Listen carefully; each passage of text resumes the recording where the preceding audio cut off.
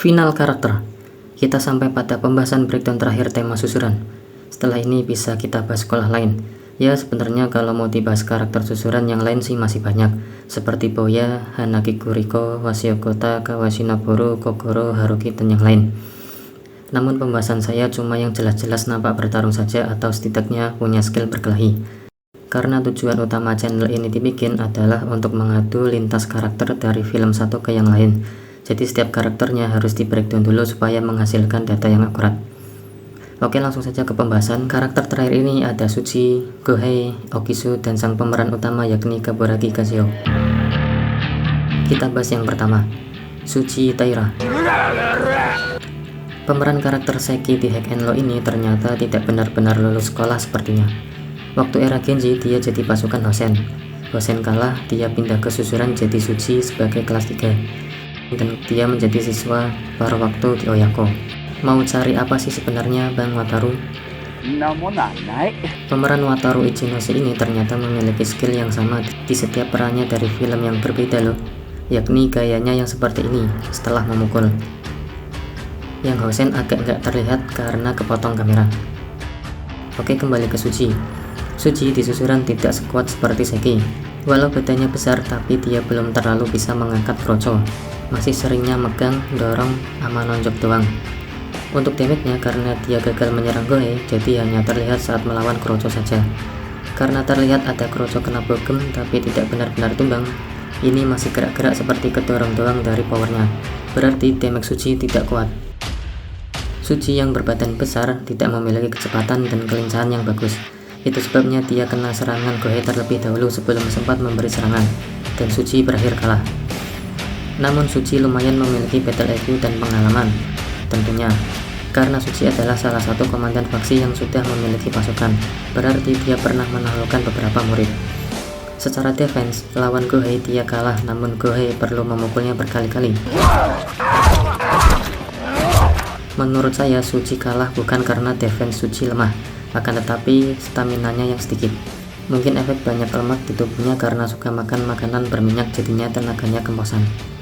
Saat dipukuli Gohei, kan Gohei bilang bahwa berarti mungkin benar jika Gohei tahu stamina Suchi sudah habis, tapi secara defense dia belum kalah, makanya dipukuli terus. Untuk mentalitas, Suchi ini tidak terlalu berani atau mencoba untuk menaklukkan faksi susuran yang lain. Sudah cukup berada di faksinya saja. Dengan ini Suchi mendapat stat dan level sebagai berikut.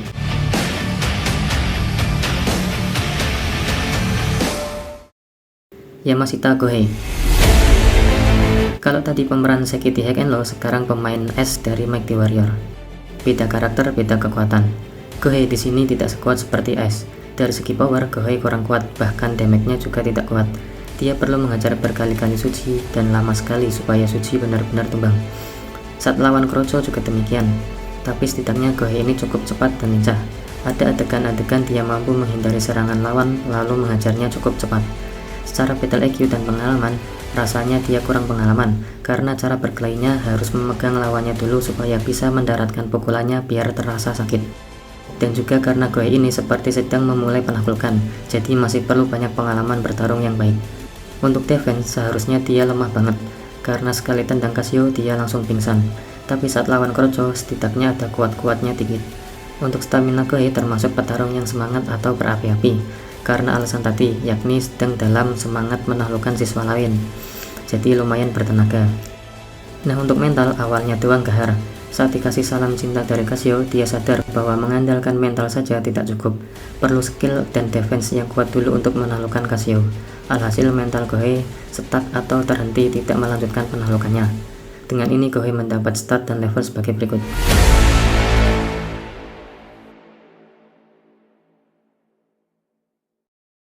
Okisu Kenichi.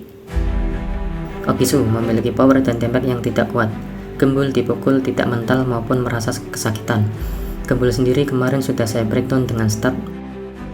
Jadi bisa terlihat Okisu akan mendapat poin power dan damage-nya berapa ya. Oke, lanjut ke kecepatan dan kelincahan. Okisu cukup cepat dalam menyerang, dan dia memiliki kelincahan yang baik. Bisa membaca serangan lawan sehingga mampu dengan mudah menghindarinya. Kalau Okisu tidak lincah, dia kurang mampu mengawal Casio sampai ke puncak lantai.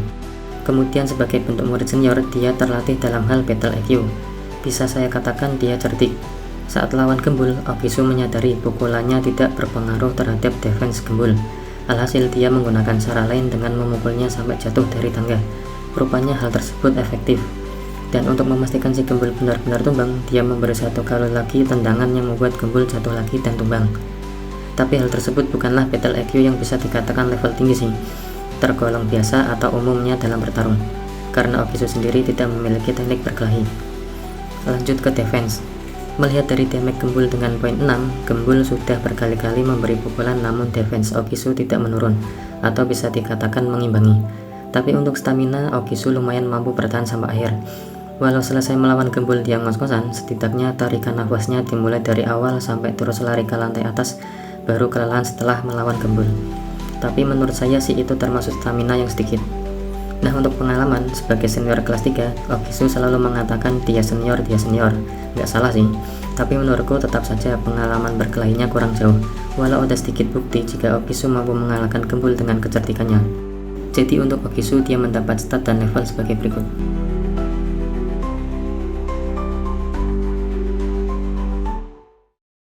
Dan yang terakhir, raja susuran era itu yakni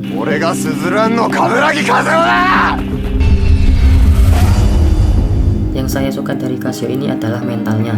Sebagai orang tinggi, dia tidak salah menggunakan tinggi badannya sebagai siswa yang cengengesan seperti Cuta atau Masi.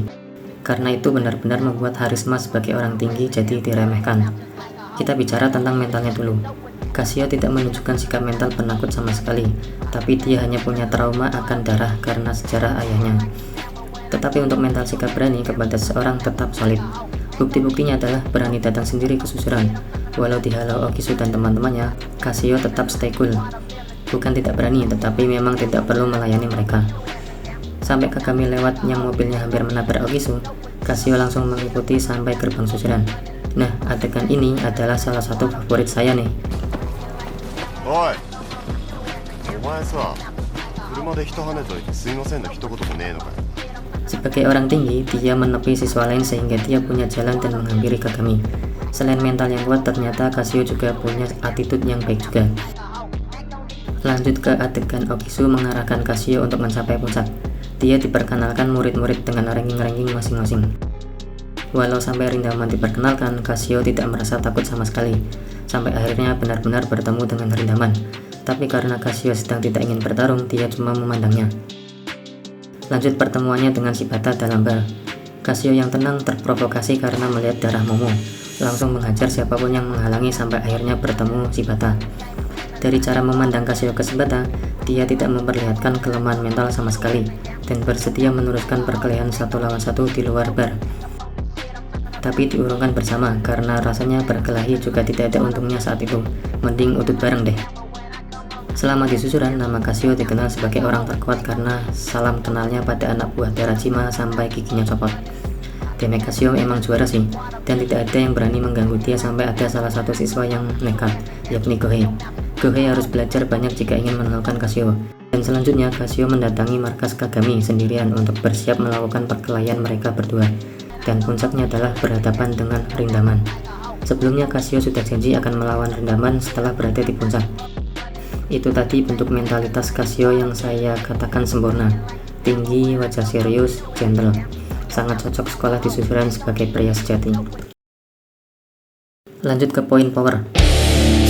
Walaupun Kasio ini tinggi, tapi dia itu kurus, sehingga powernya standar. Tidak banyak pukulan atau tendangannya yang membuat musuh terhempas jauh. Bahkan Kasio tidak mampu mengangkat musuh. Lebih ke menghempas, memegang, dipukul, atau bahkan malah dibuang. Tapi untuk damage-nya bisa dikatakan kuat. Pertama, si anak buah Terajima tadi, giginya sampai copot. Pertama, karena memang defense-nya lemah. Kedua, memang kepalan Kasio sangat keras. Kalau di dunia nyata begitu nggak sih? Orangnya tinggi, kurus, pasti kepalan tangannya juga besar dan keras. Disitulah letak damage Kasio. Selain itu juga pasti tulangnya yang besar dan keras karena dia tinggi, termasuk kaki. Walau tidak semua orang tinggi kuat. Untuk Gohei, dia memang lemah. Cukup satu tendangan dia pingsan. Dan untuk Kagami, kalian bisa lihat betapa beratnya damage Kasio ini. Dimulai dari pukulan pertama, Kagami merasa kaget ternyata damage Kasio berat dan Kagami terhempas. Dan pukulan kedua semakin berat dirasakan Kagami dan mulai mengeluarkan darah. pukulan ketiga dan keempat, Kagami masih bisa menerima dan mengajar balik. Di pukulan kelima, Casio memukul perut Kagami dan dia merasakan sakit dan mencoba tetap menahannya. Sampai pukulan ke-6, 7, 8, 9, 10, 11, Kagami tidak bisa menghindar karena Casio memegangnya. Tapi dia tetap mencoba menahannya dan terus memberi serangan balik. Dan sampai Casio melihat Kagami lengah saat akan menyerang, Casio menangkis pukulan Kagami lalu diberi uppercut. Dan Kagami sudah merasa tidak kuat lagi dan akan tumbang. Tapi dia teringat akan nasihat paman Ken, sehingga Kagami sadar pukulan yang dimaksud adalah milik Casio. Dan Kagami sadar sejenak untuk memujinya. Dengan sisa stamina yang ada, mereka melanjutkan perkelahian sampai Kagami terkena serangan telak lagi dan benar-benar tumbang. Lanjut ke poin kecepatan, kelincahan, dan battle IQ. Casio tidak memiliki kecepatan yang baik. Walau badannya kurus akan tetapi agak lambat, tidak langsung bat-bat, ada jeda. Dan Casio juga mudah dipukul. Jarang sekali menghindar, namun dia menggunakan tangkisan sebagai battle IQ-nya. Dia paham tidak bisa menghindar dengan mudah, makanya ketika ada serangan datang, dia menggunakan tangkisannya untuk menahan lalu menyerang balik. Selebihnya battle IQ Casio biasa saja dan tidak memiliki teknik. Pukulannya juga biasa, tendangannya juga terlihat biasa. Namun untuk uppercut, mungkin itu salah satu jurus andalan Casio untuk mendaratkan damage-nya karena musuh akan terasa lebih berat menerima damage dari pukulan biasanya. Dari setiap perkelahiannya, sebenarnya dia pengalaman dalam perkelahian. Tetapi karena dia tidak bisa meningkatkan kecepatan dan kelincahan atau battle IQ-nya, terlihat seperti petarung yang biasa saja. Casio hanya menggunakan damage untuk memenangkan perkelahiannya dan menjadikan hal tersebut sebagai pengalamannya. Namun tetap saja Casio memiliki sejarah hingga dikatakan monster dan terkenal sebelumnya. Lanjut ke poin defense dan stamina. Saya bahas stamina dulu. Saya perhatikan jika Casio ini tenaganya sedikit. Coba kita amati. Pertama, saat dibar. Awal mulai perkelahian sampai lari keluar bar yang akan menghadapi Shibata, nampak jika Casio sangat kelelahan ketimbang Shibata. Bahkan mereka berkomunikasi. Oke, satu adegan terlihat. Lanjut ke akhir pertarungan. Kita tarik stamina Casio saat awal lari sampai akan ke puncak. Dia terhenti sejenak karena dihalau gembul. Kelihatan kan jika Casio ngos-ngosan sekali. Oke, adegan kedua terlihat. Sampai melawan Kagami, Casio ngepur staminanya Kagami yang masih fresh. Untung poin damage Casio sangat membantu menurunkan defense Kagami, jadi Casio selamat dari stamina yang akan habis. Nah, untuk defense, Casio rupanya kuat juga. Buktinya adalah dia tidak mudah memar atau berdarah walau sudah dipukul Kagami berkali-kali.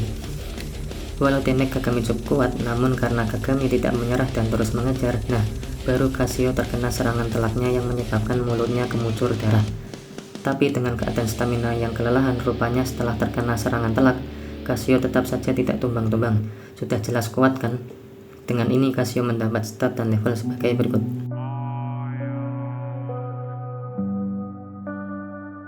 Sudah selesai pembahasan breakdown tema susulan, selanjutnya kita bahas sekolah lain. Yang akan saya bahas adalah aliansi Senmon.